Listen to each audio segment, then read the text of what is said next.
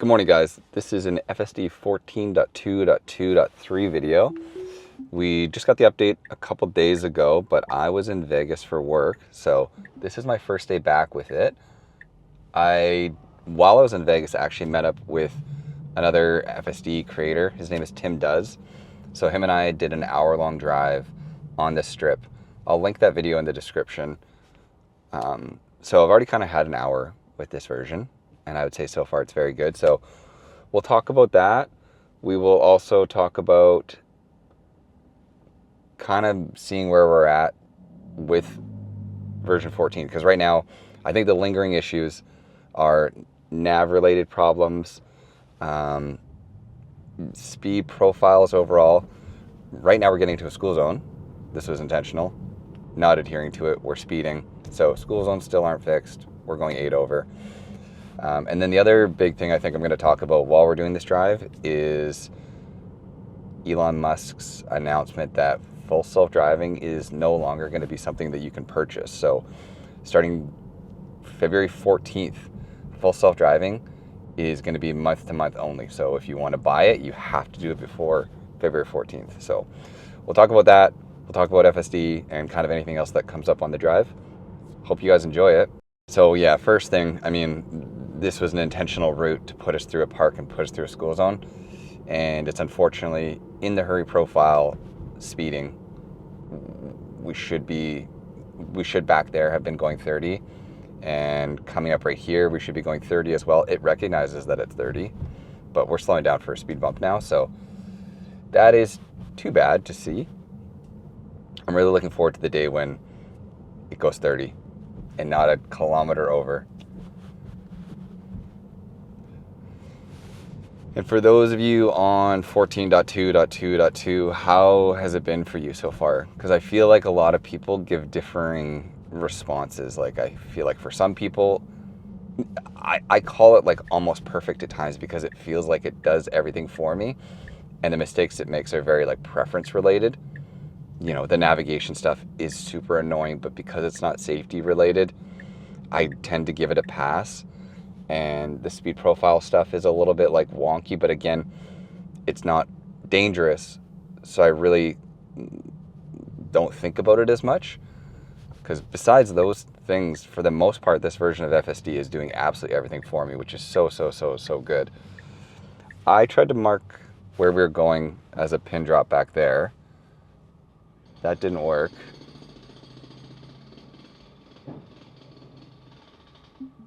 Sure. This is the first time me ever navigating here. I was just trying to put us in a parking spot, but this is good. We're at a dead end. What's the car gonna do? Straight away into reverse. Really nice job. We should, perfect.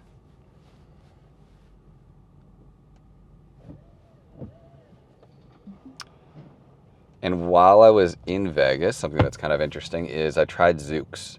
So Zoox is, I think it's Amazon, like Bezos's competition to Waymo and Robotaxi.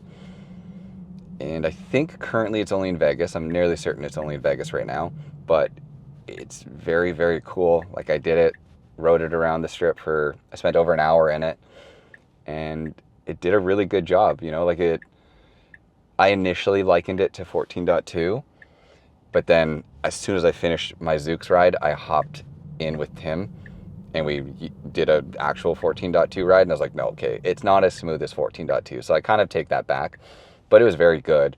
To anybody that's not like a autonomous car driving snob, they would just say it's a comfortable ride and wouldn't think anything more or less of it. So yeah, I was in the middle of editing that before I left for this drive actually. So this video will be up, and then hoping within a few days after that, I'll have that video uploaded, which is kind of like my full experience with Zoox. But for anybody that lives in the area in Vegas, have you tried it? What do you think of it? I think it's very cool. I mean, it's a purpose-built autonomous vehicle with no front seat, no driver, no forward, no backwards. Like, the car can go either way, and it doesn't mean anything to it because There isn't a front of the car, there isn't a back of a car. It's really neat. All right, coming up to a roundabout here. We'll kind of just watch the signal behavior. I would wait for this girl, maybe. Oh, no, it's awkward. No, okay, we're good. Okay, nice job. I'd say we put on the signal late enough that this was the correct time to do it, so well done there. And let's see how we do finding a parking spot. So I feel like I've kind of been, not arguing with people, but like, some people say FSD fully understands not to park in handicap parking spots. I don't think that we're quite there yet. So we'll see. I mean, right now we're avoiding them, which is great. And it looks like we're going to park in either of these two spots, probably backing into that spot.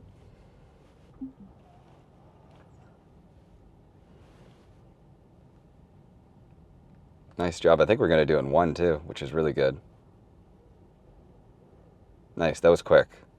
I felt normal, confident, smooth. So really, really good parking job there. Well done. Like, the person in front of us is parked way worse than we are.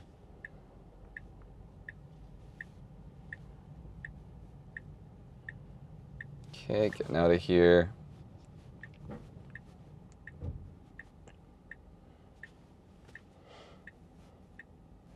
So that traffic circle, it's like a 5-way traffic circle. 1, 2, 3, 4, 5. Because I live in the area, so I'm part of like a Facebook group that posts about it. Frequently, people talk about how dangerous that traffic circle is, and there's accidents involving pedestrians all the time. That again is just something that, for all the faults that you can drive home about FSD won't make a mistake that a human would in a traffic circle like that and hit a pedestrian. Like, I've said it before, but for everything you want to say about FSD, it is incredibly safe around pedestrians. I've not once had to touch take over, intervene because it's doing something that felt like it was unsafe around people. So yeah, like, human drivers just can't pay attention all the ways. They get distracted, they're in a rush. And so when you're a pedestrian crossing at a place like that, you're nervous, you're hoping, like, do they see me? Are they going to stop? And in a world of more and more autonomous cars, that's going to become less of a problem. That's a very cool thing. Okay, I could be wrong, but I know we passed through a 30 zone, and I think we're out of it now. Like, I think I'm looking at my phone, but just to check the speed. Yeah, the speed right now is 50. So the car is not picking up the new speed limit. Because of that, we're going 34 in a 50 zone. There's nobody behind us, but there's somebody coming. So I'm going to put it in Mad Max, touch the pedal, just to try and like bump it up to a more appropriate speed. So it's interesting. Over a month ago, there was kind of like whispers of the fact that 14.3 was released to employees and coming to us soonish, kind of how it works. And since then, I've seen nothing, and we're clearly not on 14.3. And I'm wondering, again, I don't know, I don't want to guess wrong, but like, Elon's put a lot of weight behind 14.3 being like the one that's going to fix a lot of the issues. So I have to assume that they're really, really, really taking their time with 14.3 as to not disappoint people, right? Like, they kind of they want that one to be a big one. And if they release 14.3 and it has a bunch of issues, I think people will like lose a bit of faith in full self-driving, because it's hard. Like, it's so good right now. Like, what we're doing, and 99% of my drives are nearly flawless. But the mistakes it's making now, like I was saying, are all user preference related, and people don't like when the car does something that they wouldn't do. And we're no longer concerned about big mistakes. It's like, oh, well, it chose a different route or a different lane and it's going a different speed, which in the grand scheme of things is so minor. But because it's a supervised piece of software and because you're paying attention to every little thing that the car does, you're going to critique every little decision that it makes. So I get it. Like, when I was in the back of the Zoox, I wasn't really paying attention to the speed, I had no idea what the navigation was doing because I was just like sitting there on my phone hanging out. And it's just an entirely different thing. Like when a supervised piece of software makes mistakes, you're going to be very critical of them. Okay, I think right after this vehicle we could basically go. Nice job. Okay, so coming up here, super smooth. Everything has been so far. Okay, and we're going to turn left here into parking.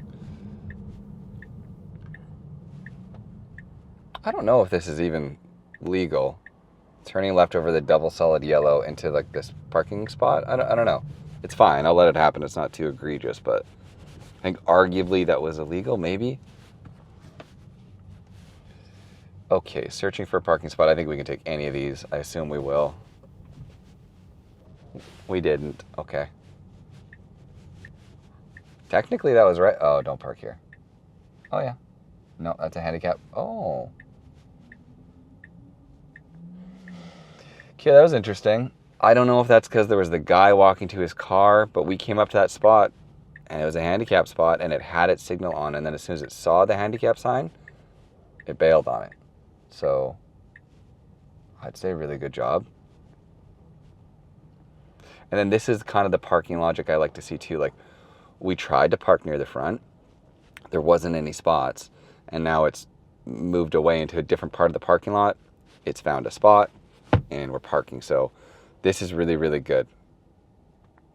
And a fairly good park job too. Yeah, well done. Nice, nice, nice.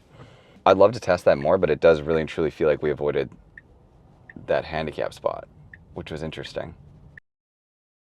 All right, so we are heading to another parking lot here, and then I'll hit a supercharger right after just to see how it parks the chargers. While we drive, let's talk about the fact that Elon Musk is now saying, like I said, as of February 14th, you will no longer be able to purchase full self-driving, and the only option will be to pay monthly. I don't know. I don't know what to think about that. There's honestly a lot to unpack from that. Apparently there's some... I meant to look this up before I got in the car, but let's see if I can ask Grok. As of February 14th, you will no longer be able to purchase Tesla full self-driving. Is that related at all to a ruling that's happening in California that comes into place on February 14th that affects Tesla? No. Tesla's shift to FSD subscriptions only after February 14th is a business move announced by Elon Musk to boost recurring revenue. It's not directly tied to any California ruling. That ruling from late last year was about misleading autopilot marketing, with an appeal deadline around then. But the DMV put sales suspension on hold, and it's unrelated to stopping FSD purchases. Okay, so she's saying no. I almost still disagree with that because if you... I don't know. I actually have no idea what the reason is and why they're doing this. It's interesting. And so I'm curious, like, are there people watching this right now that will go out and buy full self-driving before the deadline hits so that you have it forever? So I just wish Tesla was a lot more clear, because for me, it's an $11,000 purchase to buy FSD outright. And I don't know what that actually means. I don't know if that's going to be Tesla full self-driving supervised, and once unsupervised happens, it's going to be an additional cost. I personally think that that's going to be the case, because when you go to actually purchase FSD, there's not a single promise on the page in the contract about it ever becoming unsupervised. And if you know anything about how this works, unsupervised is going to cost Tesla or somebody money. Like, taking on that liability is not free. So my thought is, even people that have previously purchased FSD outright, when unsupervised happens, that's going to be an entirely different product. And if you've outright bought FSD, I would bet a decent amount of money that you're going to have to pay more every single month for unsupervised. Whether that just be like an additional piece of insurance that you're paying, but it's not going to be free. I hate to break it to you. The like caveat to that is, I think back in like April of 20 something, previously on the page when you went to buy FSD, there was like promises of it one day becoming unsupervised. So for those people that bought FSD back in that time frame, maybe you'll get FSD unsupervised for free. I still don't think so, but I'd say people buying FSD today, you're not going to get unsupervised. And so for that reason, I kind of hesitate with the idea of buying FSD because I don't know what it's actually ever going to be. And I also don't know, do I spend $11,000 on it and it's forever attached to this car and they decide to get rid of FSD transfers? Good job here. A little bit tight, but I mean, we're doing it in one go. So nice park job.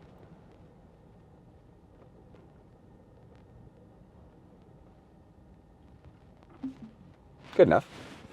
Okay, let's actually stop here first. Okay, we're just going to stop at a supercharger across the way.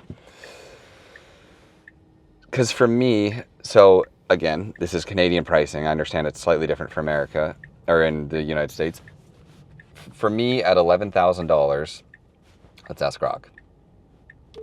Full self-driving costs $99 a month in Canada, and the buyout price is $11,000. How many years of driving before it would make sense to purchase it outright versus just going month to month?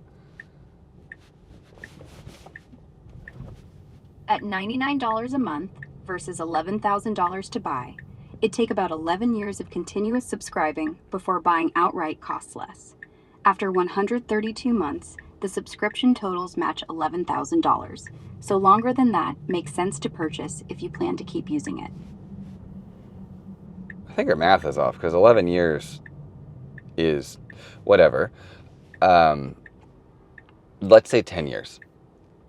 So let's say they get rid of FSD transfers, which is very, very, who knows? There's no promise of it. Like technically it's not a thing. They only like allow you to do it every once in a while. So this car, I buy full self-driving on this car and it would take me 10 years of owning it before the month to month ever made sense. Well, for me especially, I drive a lot. I'm at 73,000 kilometers in 2 years. So I drive 35,000 kilometers a year. So that would mean if I bought full self-driving today, my car would have over 400,000 kilometers before it made more sense for me to have gone month, like, you know what I mean? Like, and as much as I trust this car and think it's going to be incredible, I don't know if we're making it over 400,000 kilometers on this car. Like that feels quite high. So I replied to Elon and I said, like, is this going to be unsupervised? And am I even going to be able to make FSD transfers? I know he's not going to read that and reply to it, but like literally if somebody at Tesla clarified what it meant to purchase and own Tesla or full self-driving, I would today I would buy it outright. If someone was like, yeah, it's a lifetime subscription, when we get unsupervised it's going to be discounted, you'll be able to transfer it to any new car, XYZ, I would feel a lot better about buying it. But because they don't and it's this weird ambiguous thing, I feel like I'd be kind of stupid to buy it. So that's just my thoughts on it. What do you guys think? Anyways, we are at a charger now, so let's see how we go here. This is very cool for anybody that doesn't know. As of version 14, if you put in that you're going to a charger, it knows, and every single time it will back in for you, understanding that it's a charger and that's how you charge. So really good job here. We're clearly close enough to this charger for it to work. So yeah, amazing. That was a perfect park job. We'll head out to Costco now. I don't think it's going to be crazy busy, but I mean, it always is, so who knows.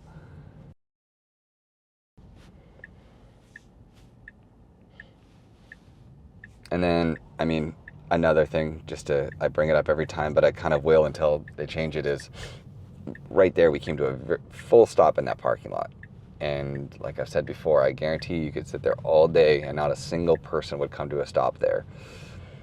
That's the kind of driving behavior that is awkward. And I really, really, really hope we get a version where we can kind of safely roll those stops. It just would make the car fit in on the road a lot better. Because most of the time, assuming you're not dealing with a stop sign, I would argue that you'd have a hard time picking out the car and say like, oh, that car's self-driving. Whereas like if you follow the Tesla and it comes to a full stop at every awkward little stop sign, I would be like, that car's using FSD. Speaking of, is this man? Oh. Small thing, but I appreciate that we're in the intersection waiting for the lane to get clear or the light to go yellow. Again, previous versions of FSD would 100% sit back at that line, and you'd end up in a situation where in bad traffic you would almost get stuck forever at a light, because if you never get a chance to go, light goes yellow, the car would just stay back there. Whereas this is a lot more natural to come up here, sit here, and then as soon as like after this car, we're gonna get this brake on the yellow, we're gonna clear it. Perfect, really good job. Something I am watching for is looking at its navigating decisions, because I made a post replying to Dirty Tesla on X, just saying that I truly believe in a lot of ways right now, nav issues are full self-driving's like Achilles heel, because it takes away a lot of the magic from the drive. Got a lot of people replying, agreeing. I'm not trying to be mean to Tesla when I say that. Like, that's me basically saying like, your software is so good that this one last little piece of the puzzle holds a lot of weight, because it's when the car does everything else perfect but then makes a really stupid decision, it kind of removes you from the like magic of what's happening and gets you frustrated. So we are just getting to Costco now. Let's see how the parking does here. For anybody watching, if you could leave a like, leave a comment, subscribe, that helps me out a bunch. I've noticed lately, and I get it, it's probably just fatigue because FSD has genuinely gotten so boring, but the videos aren't doing as well lately. Like, I think my last video only got like a few thousand views, and that's almost like 10 times less views than some of my more popular ones. So I hope that it's nothing to do with like the quality of the content. I'm trying my best to keep things fresh. I did an interview with David Moss because I thought that was really cool. He's the guy that drove across the United States in one go with FSD, no interventions. Oh, that was really good. The car, so we're sitting kind of far back, I'll be honest. We should go around this person. There's tons of room. And as a result, we were blocking the turn in for gas. And the person came up beside me, honked, and kind of did this. And the car 100% moved up like a couple feet, enough for them to turn in. With that said, I still think it's silly that we're sitting here, but. Okay, they're waiting, so I would definitely go around this car. Nice job going around there. Perfect. Another car waiting. If we go around them, that'd be great. Okay, nice job. Left is not the way I'd recommend. I would hope that we would go that way instead, but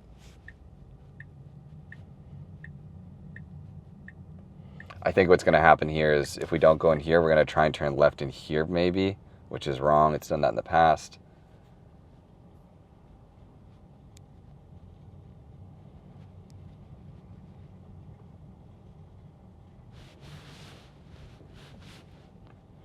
And also in the past, it has tried to pull into this gas area, which I just don't really want to deal with the awkwardness of that. So we'll see what happens. Okay, left turn, it could go up there, but if it goes here, it's wrong. Okay, so there you go. Disengagement, I'll report that. That's unfortunate. We've failed, I think, the last like 2 or 3 times at this Costco under the exact same circumstances. Something worth noting is I really haven't experienced much lane hesitation. Even 14.2.2.2, it feels like they fixed that. And just from the little bit today and the hour that I spent with it in Vegas, I didn't really once have an issue where it struggled with a lane change. So I would say that which was a big deal for a little while, feels fixed, or at least 90% better. So we are gonna end the trip at this car wash. So I just want to see, because FSD, oh crazy. We didn't go through that yellow, which I think was right, and a person did run the yellow, which I think was wrong. So when I did my Vegas loop with Tim, there was a few situations where I would say the yellow light handling seemed perfect. There was a time where like it was a pretty stale yellow. We ran it, but it felt very normal, and that's better than previous versions where like it sees a yellow light and it just slams on the brakes. So I think if you can safely slow down for a yellow, that is safer than running a yellow, and I'll kind of argue that forever. So I appreciate the way we just handled that. Okay, and I guess a few last questions I have while we get to the car wash here is just regarding what Elon was saying about full self-driving, monthly only. What are your guys' price points? So do we think $99 a month is fair for what they're offering? Or do you think if they reduce it to $50, that they'd more than double the take rate, which would, you know, it'd be a net positive for Tesla? So, or should this version of full self-driving supervised be free and unsupervised be the one that you actually pay for? There's just a lot of like, you know, questions about it. Like, are they going to get rid of the auto steer stack, autopilot, what people call it, and just have full self-driving and have that be free, but then have there be, you know, everybody can use FSD for free, but if you want to like look at your phone and get some time back and have the car do autonomous things, you have to pay for it. Could be one thing, right? Like that way more people, everybody probably would use FSD. And then if you saw it, used it, realized how good it was, but then wanted to leverage it in a way that gave you more freedom and more time back and had your car be able to do things for you, you'd be like, yeah, I'll pay $99 a month, $250 a month, whatever the price is. Okay, coming up here, I can see the lane is closed. So I would hope that we'll go behind this white thing here. Oh, nice job. Really good. Super smooth, and then I'm assuming we're gonna get back over right after. Perfect, really well done.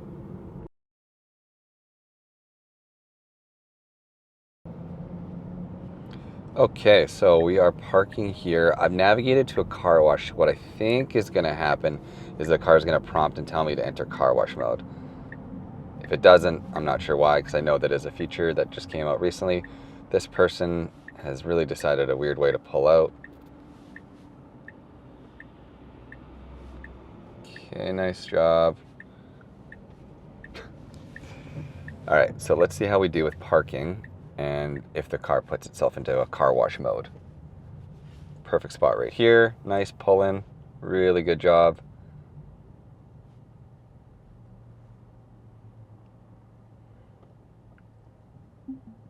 Perfect. Okay, it didn't do it. I'll put on the screen what I was expecting to happen, but there is a prompt that usually pops up and it says, do you want to enter car wash mode?